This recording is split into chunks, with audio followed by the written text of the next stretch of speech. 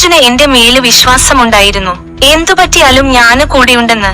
അവനെ വീട്ടിലെത്തിക്കണം. അച്ഛന് നൽകിയ വാക്ക് പാലിക്കുകയാണ്. ഷിരൂരിലുണ്ടായ മണ്ണിടിച്ചിലിനെ തുടർന്ന് കാണാതായ കോഴിക്കോട് സ്വദേശി അർജുന്റെ മൃതദേഹം കണ്ടെത്തിയതിന് പിന്നാലെ വിതുമ്പലോടെ ലോറി ഉടമ മനാഫ് പറഞ്ഞ വാക്കുകളാണിത്. കാണാതായി 72ാം ദിവസമാണ് അർജുന്റെ ലോറിയുടെ ക്യാബിനും അതിനുള്ളിലെ മൃതദേഹവും കണ്ടെത്തുന്നത്. ഗോവയിൽ നിന്നെത്തിച്ച ഡ്രഡ്ജർ ഉപയോഗിച്ച് നടത്തിയ തിരച്ചിലിലാണ് ലോറിയുടെ ക്യാബിന് കണ്ടെത്തിയത്. ഗുജറാത്തിൽ നിന്നുള്ള മുങ്ങല് വിദഗ്ധരാണ് ഗംഗാവലി പുഴയുടെ അടിത്തട്ടിൽ നിന്ന് ലോറിയുടെ ഭാഗങ്ങൾ കണ്ടെത്തിയത്.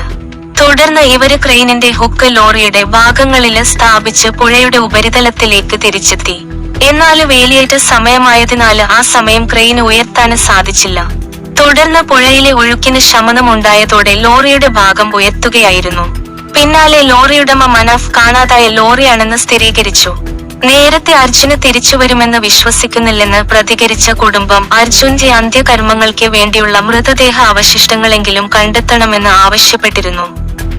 ഗംഗാവലിപ്പുഴയുടെ തീരം അർജുന് ഏറെ പ്രിയപ്പെട്ട ഇടമായിരുന്നെന്നും ഇതുവഴി പോകുമ്പോൾ ചിത്രങ്ങൾ എടുത്ത് അയക്കുന്നത് പതിവായിരുന്നെന്നും നേരത്തെ കുടുംബം പ്രതികരിച്ചിരുന്നു. ജൂലൈ 16-നാണ് അർജുനെ കാണാതായത്.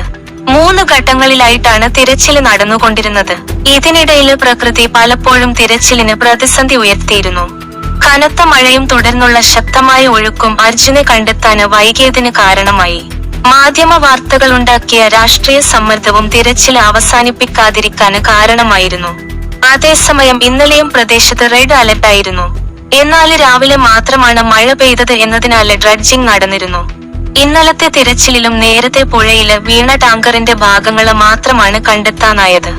നേരത്തെ ഡ്രോണ് റഡാര് സംവിധാനം ഉപയോഗിച്ച് പരിശോധന നടത്തിയ റിട്ടയേർഡ് മേജര് ഇന്ദ്രപാലന്റെ പോയിന്റുകള് കേന്ദ്രീകരിച്ചായിരുന്നു ഇന്നലെ പ്രധാന പരിശോധന.